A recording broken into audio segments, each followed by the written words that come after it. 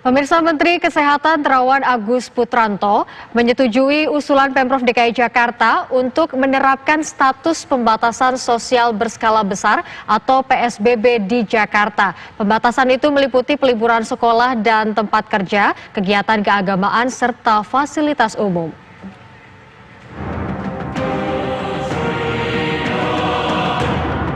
Menteri Kesehatan Terawan Agus Putranto menyetujui usulan pemerintah Provinsi DKI Jakarta untuk menerapkan status pembatasan sosial berskala besar PSBB di ibu kota. Penerapan PSBB itu diatur dalam Peraturan Pemerintah Nomor 21 Tahun 2020 yang ditandatangani oleh Presiden Joko Widodo 3 Maret 2020 lalu untuk menanggulangi penyebaran virus corona yang semakin masif. Pembatasan meliputi peliburan sekolah dan tempat kerja, kegiatan keagamaan, serta fasilitas umum. Wakil Gubernur DKI Jakarta Ahmad Riza Patria menyatakan, dengan status PSBB ini, maka setiap pintu masuk ke ibu kota akan diawasi secara ketat, termasuk di titik-titik perbatasan Jakarta dengan Bogor, Banten, dan Bekasi. Seperti apa orang yang masuk keluar DKI Jakarta? Akankah ditempatkan personil di setiap perbatasan antara Banten dan juga Jawa Barat, atau bagaimana, Bang? Ya, saya kira itu harus diterapkan ya. Kalau tidak diterapkan ya akhirnya keluar masuknya sembarangan. Bagaimana kita bisa tahu bahwa orang yang keluar masuk adalah urusan kepentingan umum, urusan sembako, urusan pangan, urusan energi, urusan telekomunikasi. Nah, justru nanti setiap pintu-pintu keluar masuk Jakarta itu harus diatur, dijaga lah kira-kira begitu, diseleksi siapa yang boleh, siapa yang tidak gitu. Kalau tidak diatur begitu ya tidak ada artinya PSBB bagi keluar masuknya orang keluar dan masuk ke Jakarta. Sementara itu, anggota Komisi 9 DPR Saleh Daulay menyatakan pemerintah pusat dan daerah bertanggung jawab memberikan kompensasi kepada masyarakat yang terdampak penerapan PSBB, khususnya bagi masyarakat yang menggantungkan hidupnya pada upah harian. Jadi mestinya kan harus ada katakanlah subsidi ataupun misalnya bantuan yang diberikan oleh pemerintah, dan itu banyak. Tadi contoh misalnya kayak ojol. Ojol ini kan nanti tidak boleh lagi berkeliaran misalnya untuk cari makan. Mereka itu hidupnya dari penghasilan harian. Mereka bekerja hari ini untuk makan hari ini. Nah, kalau misalnya mereka tidak diberikan kompensasi, hanya diberikan sanksi saja, ini kan tidak seimbang. Nah, ini yang saya katakan, sanksi dan kompensasi itu harus adil, harus setara. Nah, ini yang harus dipikirkan oleh pemerintah. Dan saya yakin DKI dalam hal ini sanggup untuk memberikan itu. Mudah-mudahan ya ketahanan dari APBD yang dimiliki oleh DKI ini bisa menutupi apa yang semestinya diberikan oleh pemerintah kepada masyarakat kita. Kalau tanpa itu, saya nggak yakin ini. Bagaimanapun misalnya itu aparat keamanan itu mau menegakkan aturan ini, jika tidak diberikan kompensasi yang benar pada masyarakat, tidak diberikan hak-hak mereka untuk hidup, saya yakin ini akan terjadi penolakan. Bagaimanapun juga itu naluriah saja, alamiah. Saat ini DKI Jakarta mengucurkan anggaran sekitar 3 triliun rupiah untuk penanganan COVID-19. Ahmad Riza Patria mengakui dengan status PSBB ini, maka anggaran tersebut tidaklah cukup. Jadi terkait pembiayaan itu menjadi tanggung jawab pemerintah daerah dan pemerintah pusat. Dan tentu sumber-sumber pendanaan dari pemerintah pusat dan pemerintah daerah juga tidak mungkin bisa memenuhi semua kebutuhan masyarakat. Tentu pemerintah nanti akan memberdayakan sektor-sektor swasta untuk terlibat membantu dan juga masyarakat untuk berpartisipasi. Di samping masyarakat juga ikut membantu terkait pembiayaan ini. Pemerintah pusat menyatakan tanggung jawab untuk memenuhi kebutuhan dasar bagi masyarakat terdampak akan ditanggung secara renteng dengan pemerintah daerah.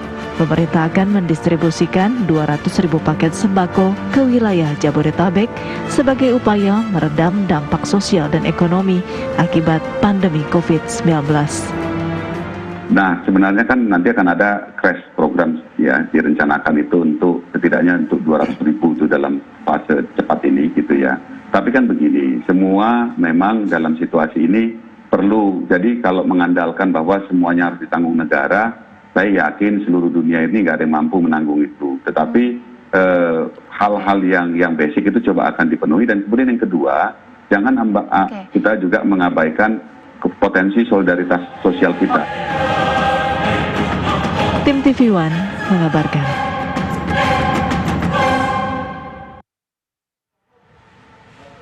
Pemirsa, pemerintah setujui usulan Pemprov DKI Jakarta untuk menerapkan status pembatasan sosial berskala besar atau PSBB di ibu kota. Namun apakah kebijakan PSBB ini memang benar-benar dilakukan dan bagaimana persiapan penerapan kebijakan ini? Sudah ada rekan kami reporter Ana Tealita di Balai Kota Jakarta.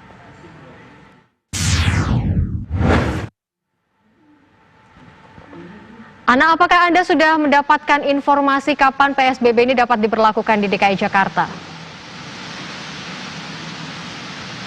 Selamat siang Desti dan juga pemirsa, memang hingga saat ini ataupun kami masih menunggu konfirmasi secara resmi dari pihak Pemprov DKI Jakarta terkait dengan pelaksanaan PSBB di DKI Jakarta. Memang sebelumnya Menteri Kesehatan Terawan Agus Putranto sudah menyetujui pembatasan sosial berskala besar di wilayah DKI Jakarta. Namun tadi pagi memang sejumlah dokumen ini dikembalikan kepada pihak Pemprov DKI Jakarta untuk kemudian dilengkapi lebih lanjut tentang pengajuan status PSBB di wilayah DKI Jakarta. Adapun sejumlah dokumen yang memang perlu dilengkapi adalah peningkatan ataupun keterangan, ini data, jumlah kasus menurut waktu, penyebaran kasus menurut waktu, kejadian transmisi lokal. Selain itu juga Anies Baswedan atau Gubernur DKI Jakarta diminta untuk menjelaskan kesiapan daerah tentang aspek ketersediaan kebutuhan hidup kebutuhan hidup dasar dari rakyat, kemudian sarana dan juga prasarana kesehatan, anggaran dan operasionalisasi jaringan pengaman sosial dan juga aspek keamanan. Nah, untuk mekanisme dari PSBB sendiri sebenarnya ada 2 kriteria begitu. Untuk suatu wilayah ditetapkan PSBB-nya. Adapun dari jumlah kasus ataupun jumlah kematian akibat penyakit ini harus meningkat kemudian menyebar secara signifikan dan juga cepat di beberapa wilayah. Penetapan PSBB di suatu wilayah nantinya ditetapkan oleh Kemenkes yang berdasarkan permohonan dari kepala daerah tersebut, baik gubernur, bupati ataupun wali kota. Nah, PSBB akan diterapkan di suatu wilayah ataupun daerah tersebut paling lambat 2 hari setelah usulan ataupun permohonan dari kepala daerah diajukan kepada Menteri Kesehatan untuk kemudian diterima. Namun tadi pagi memang sejumlah dokumen dikembalikan untuk kemudian dilengkapi lebih lanjut terkait dengan PSBB yang akan dilaksanakan di ibu kota Jakarta. Nah, apabila nantinya PSBB ditetapkan, ini sedikit informasi, maka pemerintah tentunya akan menutup sekolah, kantor, kemudian pembatasan kegiatan keagamaan, kegiatan di tempat ataupun fasilitas umum, kegiatan sosial dan budaya. Tentunya moda transportasi juga ini akan dibatasi. Selain itu, kegiatan khusus terkait pertahanan dan juga keamanan tentunya akan ditingkatkan. Namun pengecualian memang akan ada di sejumlah kantor ataupun instansi tertentu yang memberikan pelayanan, artinya masih diperbolehkan untuk beroperasi secara normal terkait dengan pertahanan dan juga keamanan, ketertiban umum, kesehatan, kemudian bahan bakar minyak dan gas serta pelayanan kesehatan. Namun untuk informasi lebih lanjut mengenai penetapan PSBB di wilayah Pemprov DKI Jakarta, nantinya kami akan menginformasikan untuk Anda. Desti. Ya, Ana, apakah nantinya setelah dokumen-dokumen ini kemudian diperiksa kembali begitu kepada Kemenkes, apakah bisa langsung diterapkan PSBB ini di DKI Jakarta?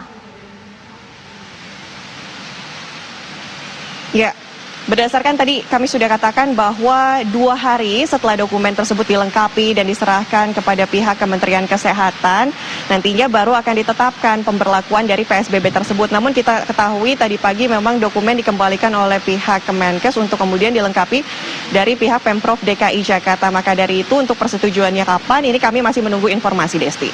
Baik, terima kasih. Ana Tealita melaporkan langsung dari Balai Kota DKI Jakarta.